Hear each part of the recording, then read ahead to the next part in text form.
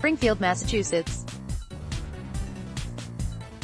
Although a torrent of snow hampered some teams' ability to travel and altered this year's schedule, the HoopHall Classic remains perhaps the best annual high school scouting event, bringing together a host of NBA prospects and their teams for 3 days of showcase games. For the fourth consecutive year, the Crossovers front office sat courtside to track the major players and storylines going forward. Here's what we saw. Obviously, there's a long way to go between now and the 2020 draft, but there's at least a general shape toward the top, with several players jockeying as potential No. 1 selections in the eyes of NBA teams. 2 players are at the forefront of the early discussion: power guard Anthony Edwards, who reclassified into the 2019 class and has yet to pick a school, and skilled 7-footer James Wiseman, who will play for Penny Hardaway at Memphis in the fall. Also part of the mix at the moment are Jaden McDaniels, a uniquely skilled forward with size and shooting ability, and Cole Anthony, the son of former NBA player Greg Anthony. Wiseman's Memphis East was not on the schedule and Anthony was missing for Oak Hill with an ankle injury, but Edwards played twice and McDaniels once over the weekend, with the results mixed. Edwards is probably the buzziest name at the moment, a byproduct of his decision to advance his pro timeline, his effortless athleticism and a growing bit of malaise around the NBA when it comes to Wiseman's consistency and effort level. The 6 feet 5 inches guard was not playing his best basketball at HoopHall. His Holy Spirit GA team was understandably overmatched against Montverde in a matchup that was only arranged due to weather cancellations, but then he turned in a complete dud of a game on Sunday against Long Island Lutheran NY, who outworked the opposition all game. While it's not a proper representation of Edwards' talent, it will serve as an interesting data point going forward, at least. A gifted athlete and former football player who switched sports and found even more success, Edwards is still developing his feel for perimeter decision-making and is not a finished product. However, with his body type, explosiveness and ability to get into the paint, he could help a college team on some level right now. The idea with him is that he can become a lead ball handler as his handle improves, and he does have enough natural passing ability that you can see it working. We'll hope to see more from him in terms of all-around impact and consistent engagement in a different setting, but his pure talent is hard to debate. Edwards is capable of tough jumpers and difficult finishes, and plays an effortless game when things click. Wiseman is an easy eye test guy with a massive 7 feet 1 inch frame, a 7'6" wingspan, and a burgeoning skill level, but is often panned for his approach to the game, which is often a low-intensity one that leaves scouts wanting more. It could be that his situation is akin to that of DeAndre Ayton, where things began to click more consistently in a more competitive college environment. He has all the tools to be a terrific player, even with the value of the modern center and how best to fill that position being up for debate, but Wiseman is going to have to do it on a consistent basis to maximize his case as the top prospect. Over the last year or so, perception has been more a case of him defaulting into that spot until someone else stakes a better claim. NBA Big Board 3.0, Ja Morant slides into the top 3 draft slots. Perhaps more of a dark horse is McDaniels, who was terrific when we evaluated him in Brooklyn in December, but struggled on Monday when pitted against an aggressive, physical Rani school team anchored by 2 lottery-type athletes in Scottie Lewis and Brian Antoine. Rani pressed McDaniels in federal weight for much of the game, stunting their offensive flow and his ability to catch and shoot comfortably. At 6 feet 10 inches, McDaniels has an unusual gift for perimeter play, and shoots it with soft touch. He's built like a stretch 4, but seems to want to play the 3. McDaniels still prefers to shoot jumpers rather than attack the rim, which may have something to do with his skinny upper half limiting his ability to play through contact. He can be a terrifying cover, but it was somewhat concerning that Lewis, a bigger wing, was able to take him out of the game for so much of the time. In terms of talent, there are few bigs with his skill package who can score so convincingly from the perimeter, but whether he can become an alternative at No. 1 will come down to consistency and his physical development. Looking at the thin frame of his brother Jaden, who is on the 2019 first-round fringe at San Diego State, there should be some level of concern about how much stronger he can get. His recruitment is thought to be down to Washington, his hometown school, and Kentucky, who could badly use his floor spacing ability and scoring. It's too early to bother trying to handicap this based on the small sample we've seen up close, and Anthony will warrant a close look later this season when healthy. There may not be a Zion Williamson or Ben Simmons who sweeps everyone off their feet and makes this an easy choice. But the spring circuit of all-star events will be another key evaluation setting for these guys to leave better impressions.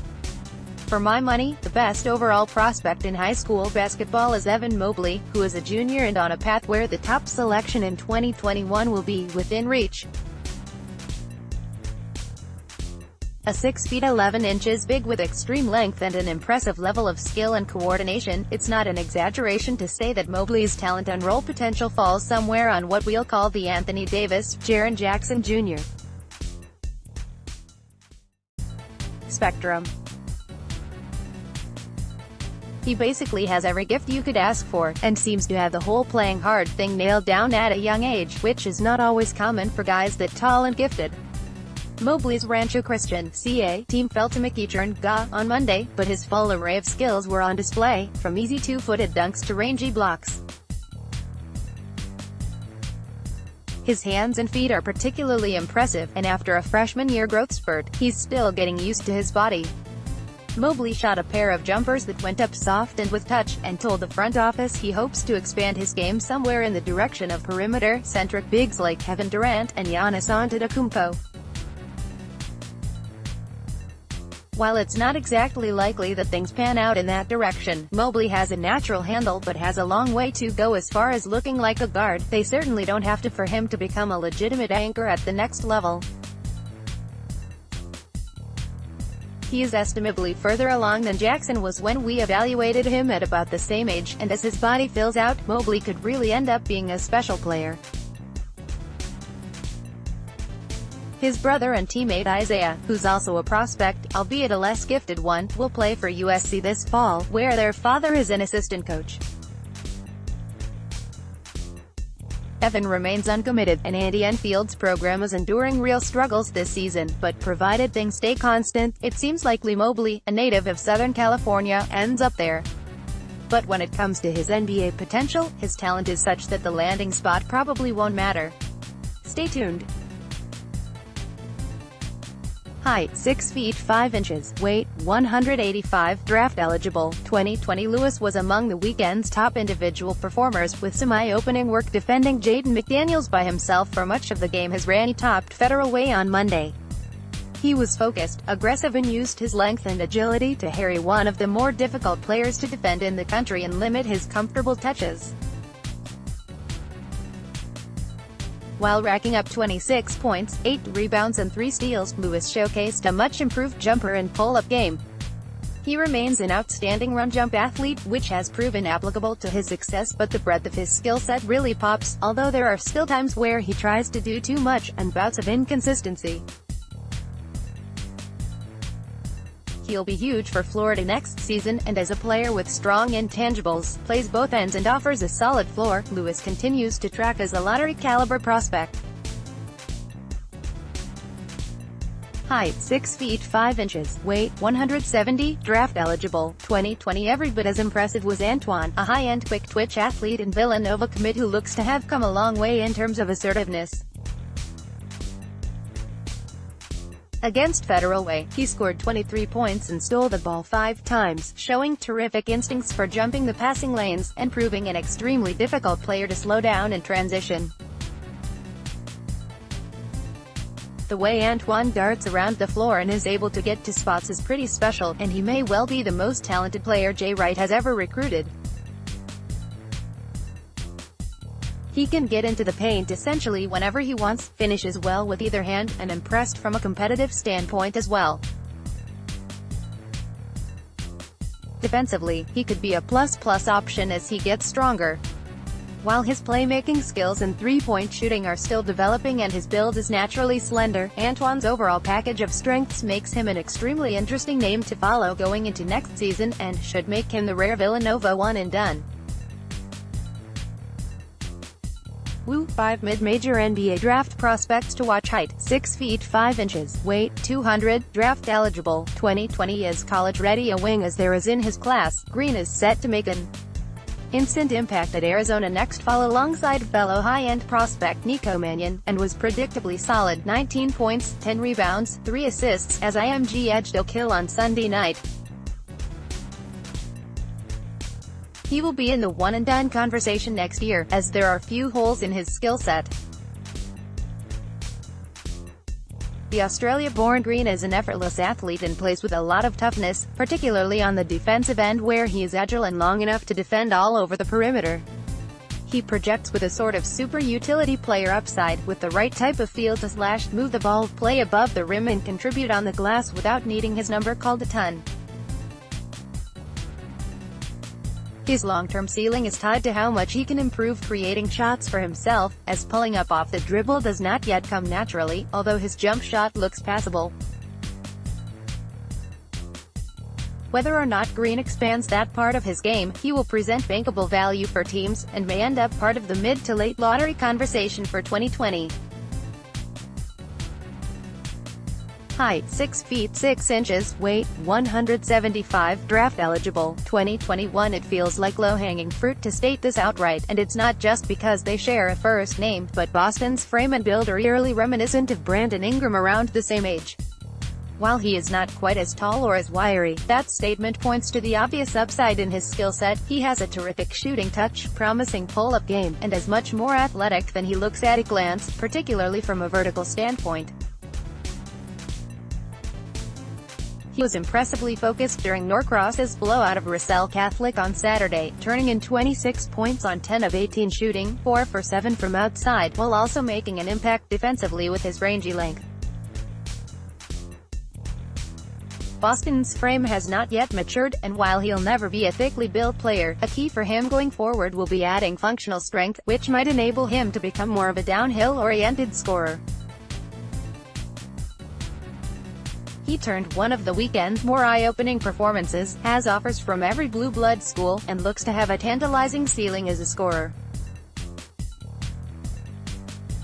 Height, 6 feet 8 inches, weight, 195, draft eligible, 2022. Well on his way to becoming one of the most sought-after recruits in the country, Kuminga poured in 28 points and shot 4 of 8 from beyond the arc in a 1-point loss to the Patrick School on Saturday night. While the Congo native is still learning to impact the game in ways beyond scoring, he had just 1 rebound. His physical tools are immense, and he is already very difficult to knock off his line going toward the basket. His footwork, jump shooting and overall ball skills are well ahead of the curve, and when coupled with his mature frame, it's easy to see high-end upside as a scorer. He should have no issue impacting the game defensively and on the glass as his approach improves. Though Kuminga is a sophomore, his date of birth would make him draft eligible as soon as 2021 if he is able to reclass up a year. It's not a stretch to posit that he could be among the first players chosen in that draft as his development continues. Isaiah Stewart, the Lumiere, made waves with his commitment to Washington over the weekend and will be on the one-and-done radar next year with his strong build, productive rebounding and intangibles. His offensive skill set is a work in progress and he will be nitpicked from a rim protection perspective, but his energy and leadership are going to help him. Cade Cunningham, Montverde, class of 2020, will be of interest from an NBA standpoint, with great positional size as a 6 feet 6 inches lead guard, a knees-looking jumper and solid decision-making skills. Kentucky commit Khalil Whitney, Russell Catholic, will be in the first-round picture next year based on great physical tools and scoring ability on the wing. but shot selection was an issue for him on Saturday. Villanova will have two strong program fits in addition to Brian Antoine, with Jeremiah Robinson Earl, IMG, and Justin Moore, DeMatha Catholic, both skilled, intelligent players who will slot in nicely. Wichita State should be getting a college-ready guard in Tyson Etienne, Putnam Science, whose toughness and steady play does call former Shockers guard Fred VanVleet to mind. Balsa Koprivica, Montverde, turned in a productive weekend and has intriguing tools up front, although consistency has been a factor.